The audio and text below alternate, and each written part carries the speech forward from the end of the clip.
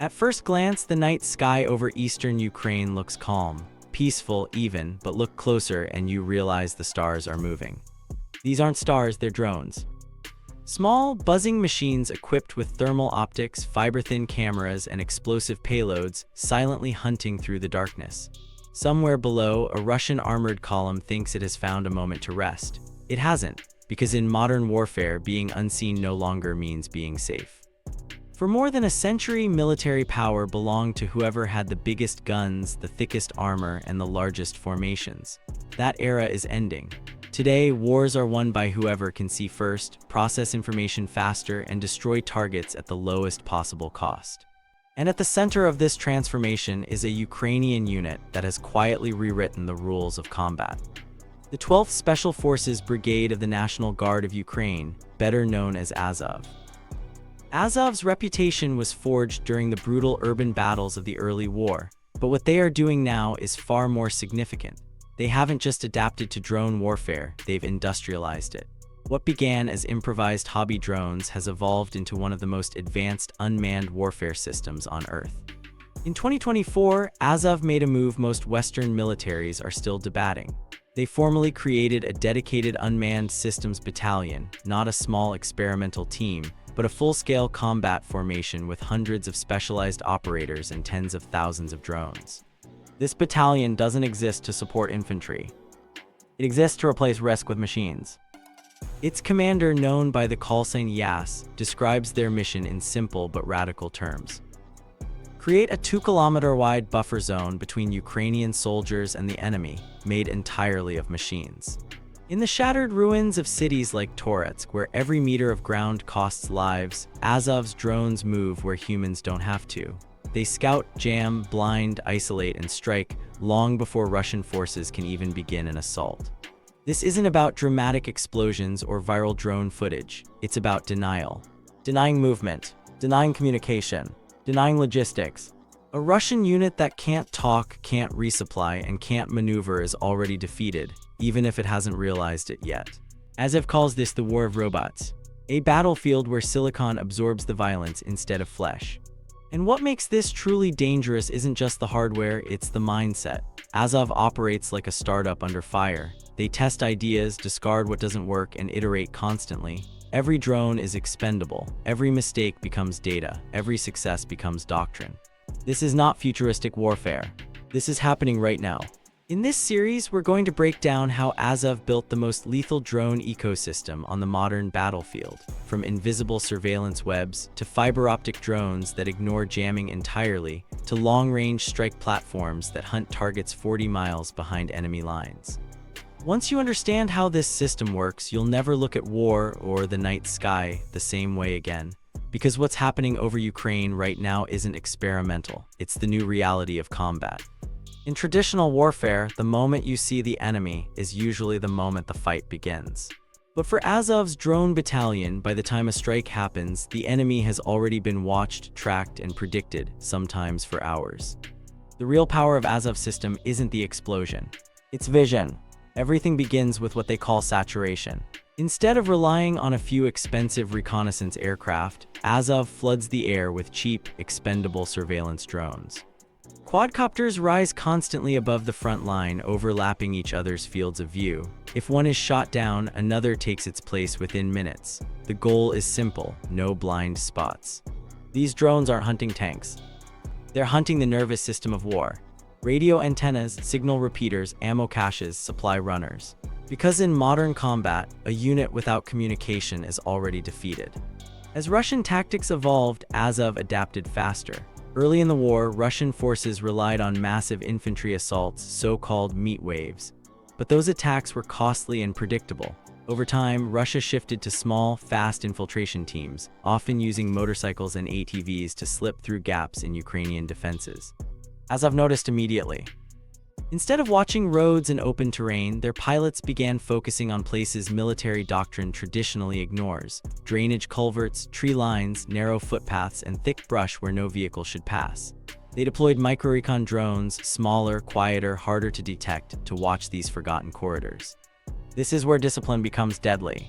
Azov operators spend up to 90% of their time simply observing. not striking, not chasing targets. Watching, learning patterns, waiting for mistakes. Every drone that fires too early risks exposing the entire surveillance network. Patience isn't optional, it's survival. Over time, these feeds merge into what Azov commanders describe as a mosaic of surveillance. Multiple drone angles combine into a single operational picture. A truck idling too long, a foxhole that wasn't there yesterday, a generator humming where silence should exist.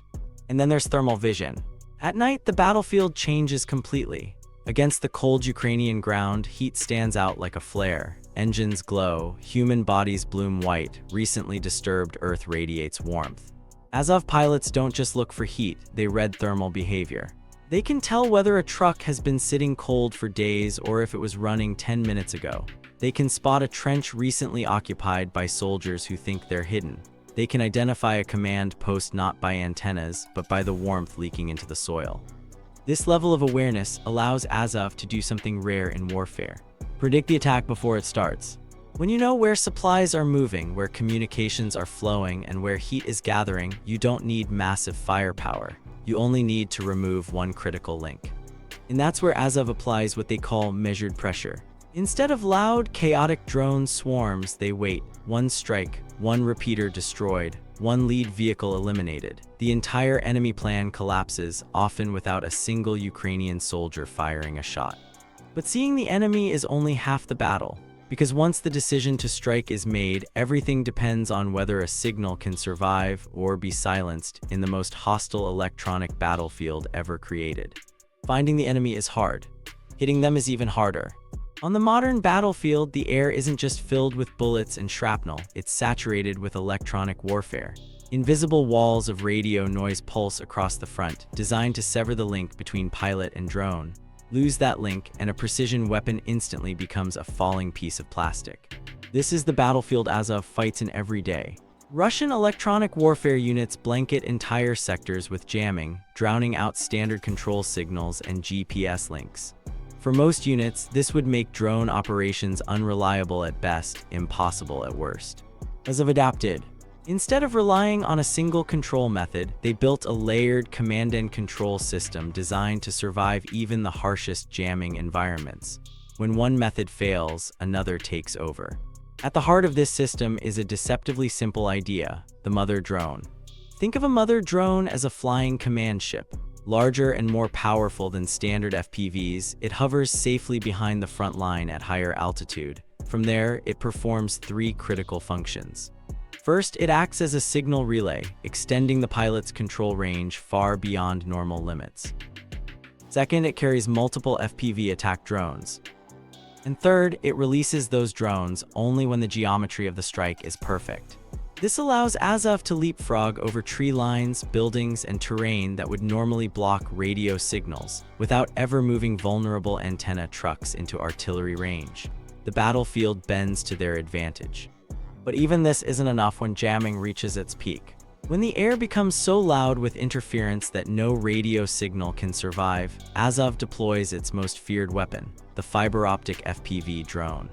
These are not science fiction, they are real operational weapons. Unlike conventional drones, fiber optic FPVs are physically connected to the pilot by a thin spool of cable. There is no radio transmission to intercept, no signal to jam, no electronic footprint to detect. Commander Yas calls them glass knives. They are fragile, difficult to fly, limited in range, and they account for less than 5% of all sorties. But when Russian jamming is at its strongest, protecting command vehicles, radar systems, or electronic warfare hubs, these drones cut straight through the noise. No warnings, no interference, just impact. Flying a fiber optic drone is closer to surgery than piloting. Every movement must be precise. One mistake and the cable snaps. But when used correctly, these drones deliver near-perfect accuracy, even against the most protected targets on the battlefield. What makes Azov different isn't just that they use this technology, it's how they evaluate it. They don't chase trends, they test ruthlessly. When flashy black box drone solutions appear from foreign vendors, Azov doesn't adopt them blindly. They prototype their own systems, fly them under fire, and discard anything that fails in real combat conditions. Technology, in their philosophy, is only real once it survives the trenches. This is why Azov rarely launches massive drone swarms. Large numbers create massive radio signatures, too loud to hide, too easy to counter. Instead, they apply measured pressure, one relay drone, one FPV, one precise strike, and the enemy's entire operation collapses.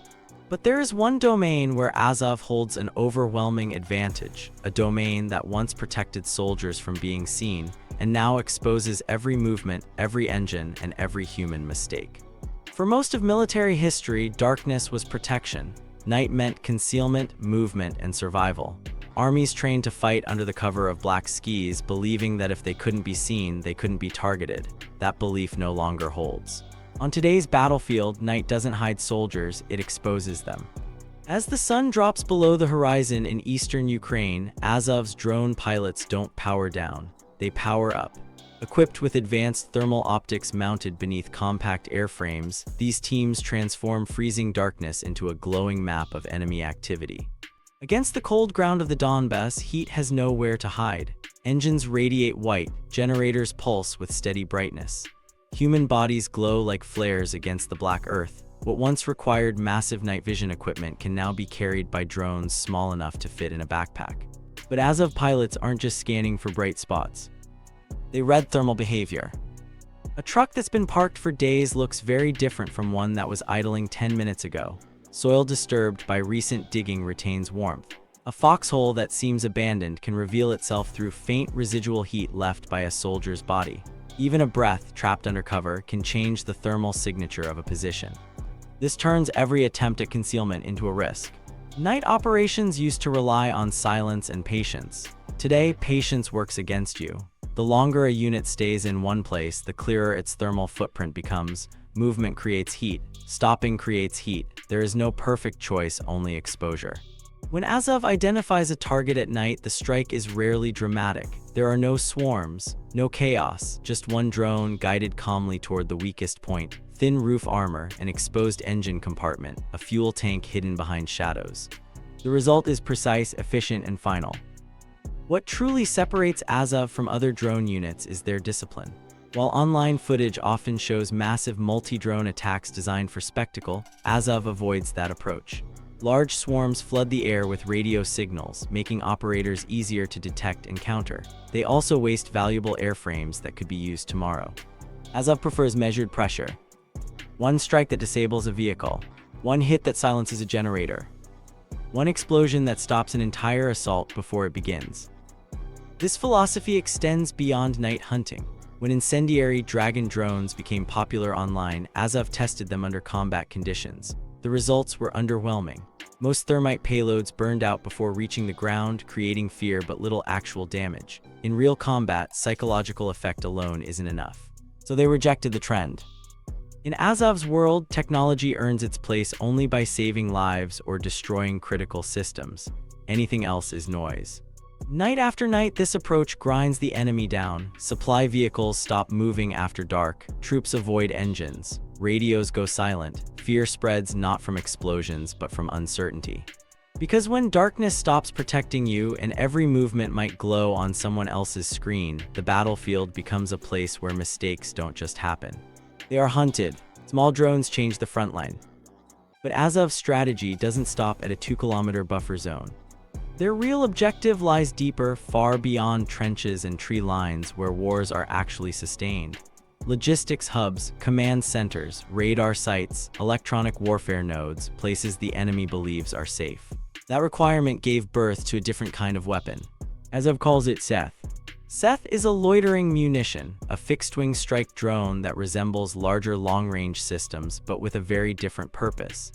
It's designed to be cheap enough to mass-produce, yet capable enough to fly 30 to 40 miles behind enemy lines. Unlike heavy, expensive drones that require complex launch infrastructure, Seth is built for frontline reality. It's electrically powered, quiet, and has a minimal thermal signature, making it difficult to detect with heat-seeking sensors or acoustic systems. But Seth's true power isn't just its range. It's its brain. As the drone approaches its target, Russian electronic warfare often attempts to sever the pilot's control link. With most systems, that would end the mission. With Seth, that's when the mission truly begins. Once communication is lost, Seth's onboard computer takes over. Using preloaded targeting data and automated recognition software, it identifies the assigned object, a radar vehicle, a fuel depot, a command truck, and completes the strike autonomously. No signal required, no last-second guidance, no human hesitation. Its payload, roughly 3 to 5 kilograms, isn't meant to obliterate a main battle tank in a single blast. Instead, it's optimized to destroy systems that matter most, the invisible infrastructure that allows an army to move, see, and fight. And this is where modern warfare becomes a math problem. A Russian radar system can cost millions of dollars, an electronic warfare vehicle even more. Seth drones cost a fraction of that. Azov can build dozens, sometimes hundreds, for the price of a single enemy system. Even if most are intercepted or jammed, only one needs to get through. This is the economics of attrition. Azov understands that modern war is no longer won by who fires the biggest shell, but by who can outproduce, outadapt, and outiterate the enemy. Manufacturing capacity matters more than armor thickness. Software updates matter more than camouflage. This mindset is why Azov functions less like a traditional unit and more like a combat laboratory. Drone designs change weekly. Control systems are rewritten. Tactics evolve faster than the enemy can respond. When Russian forces adjust, Azov is already 2 iterations ahead. The real proof of this approach came in places like Toretsk and New York. When Ukrainian defenses in these sectors were under extreme pressure, drones didn't just support the front line, they became the front line. Supply routes were severed. Assault groups were isolated. Entire advances stalled without decisive infantry clashes. That impact was so undeniable that Ukraine made a historic decision: the creation of a separate military branch dedicated entirely to unmanned warfare, because drones are no longer a supplement, they are doctrine. The lesson from Ukraine is clear. The future battlefield belongs to those who replace exposure with automation, courage with calculation, and mass with intelligence. The moving stars over the Donbas are not a glimpse of tomorrow. They are the present, and they are rewriting how wars are fought, one circuit board, one signal, and one decision at a time.